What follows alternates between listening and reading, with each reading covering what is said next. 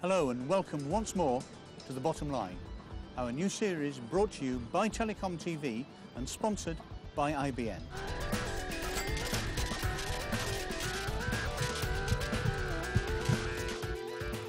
Mankind has been using comms technologies for long-distance medical purposes for a lot longer than you might think.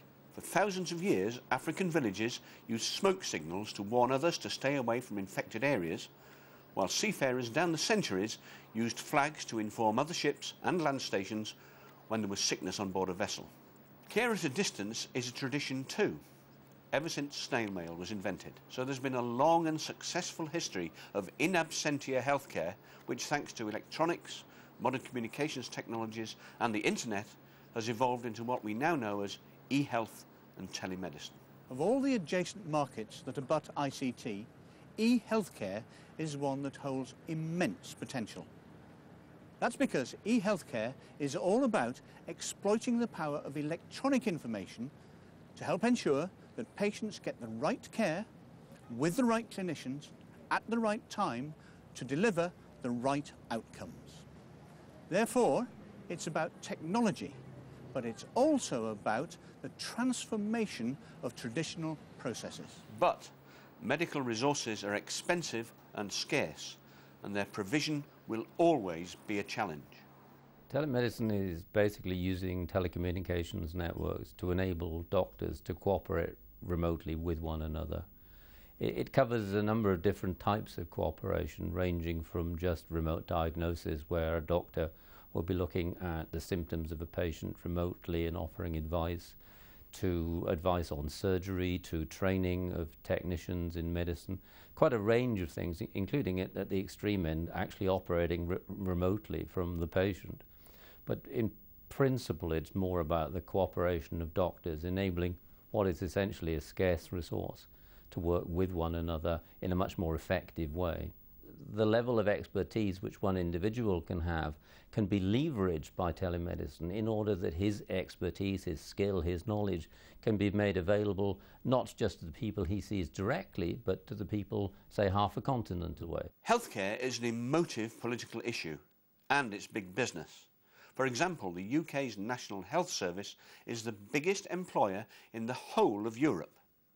Not surprisingly then, running the NHS is incredibly expensive, and most people now accept that the current model of healthcare delivery will have to change in some ways, and the preferred route is via communications technologies. Healthcare is absolutely massive. I mean, in the UK, we've got 1.4 million employees working in the NHS, which makes it Europe's largest employer by some way. And the model of healthcare delivery is changing because costs have kept going up. There's no way that you can sustain putting more and more people into hospital and giving them more and more sophisticated treatments without some support from technology. So there's a shift in healthcare from being something which is delivered in hospital and GPs in the UK to something which is now much more flexibly delivered. The potential is phenomenal because so much of what we do is information-based. I mean, for example, we've been talking about digitising all our healthcare records, so that's the actual paper folders. That's a very significant investment, but it doesn't take a lot of analysis to show that, say, in 5 years' time, the payback is phenomenal, both purely in financial terms and also in patient care terms. The mobile industry is fundamental to the emerging telemedicine and e-health sector, and the GSM Association, representing the interests of many of the world's mobile operators and telcos, has its own ongoing mobile health initiative. The idea is to bring mobile technology to these different sectors to enable the processes and the efficiency to be improved with the use of mobile technology. And health is a particular big focus for us at the moment. Operators to provide health services will be a fundamental part of the whole ecosystem just because they understand services. They know how to provide services. They've been in business for many years. In particular for mobile health, they will have to collaborate with the healthcare industry and with its providers and infrastructure vendors as well if they want to provide a service that is scalable and viable. And then, of course, there's the need for new high-capacity broadband networks, which is where the fixed line sector comes in. The e-health and telemedicine sector relies on the movement of massive amounts of data to get the information to where it's needed, when it's needed. The information that used to be siloed in individual organisations now has to be shared between the organisations, and the only way we can do that is to put a high-capacity network. And I think that's a model which is taking hold everywhere. I think everyone is facing the same cost challenges, and there's a real drive to use telecoms to deliver some cost efficiencies. Normally you go off to a telco and buy one big network. The telco will provide everything themselves. The model that we've used here is slightly different, where BT are acting as an integrator and they're buying in services from other telcos like Virgin Media, thus to stitch together a best value network. And what about the patients in all this? What will they get out of it? With mobile health, the patients can expect a better quality of service. It's about time. It's about not having to queue many times for something that you could do from your own home.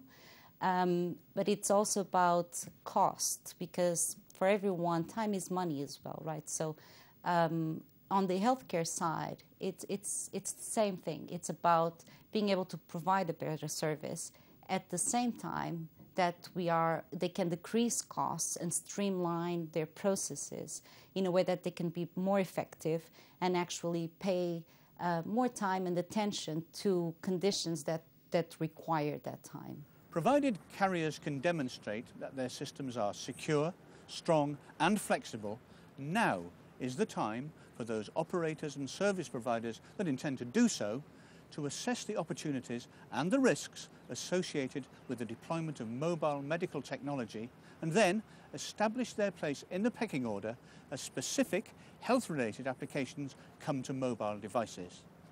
The coming year will be an unprecedented period for telehealth investment. We believe that mobile operators are going to play a big role to enable the market to get to a scale and to critical mass. And there are roadblocks that prevent that scale to be possible. And the GSMA is in a great position to be able to help the industry to solve those roadblocks. So we're going to focus in the future not only in promoting this type of innovation and the creation of new partnerships where mobile and healthcare come together to bring both their experiences, enabling the creation and development of good, viable services for the patients, for the citizens, for the society. So, what's the bottom line to take away from this episode? Well, it's that service providers and operators looking to extend the scope of their activities into realms outside ordinary telecom services are in pole position to take advantage of their proximity to and involvement in the adjacent disciplines of e-health and telemedicine. The coming year will be an unprecedented period for telehealth investment, especially in the US, where President Barack Obama has earmarked billions of dollars from the nation's economic stimulus packages for telemedicine and e-health related programs. The doctor is in. Now is the time for operators to make an appointment to go and see him. Smart planet is absolutely real, it's absolutely happening.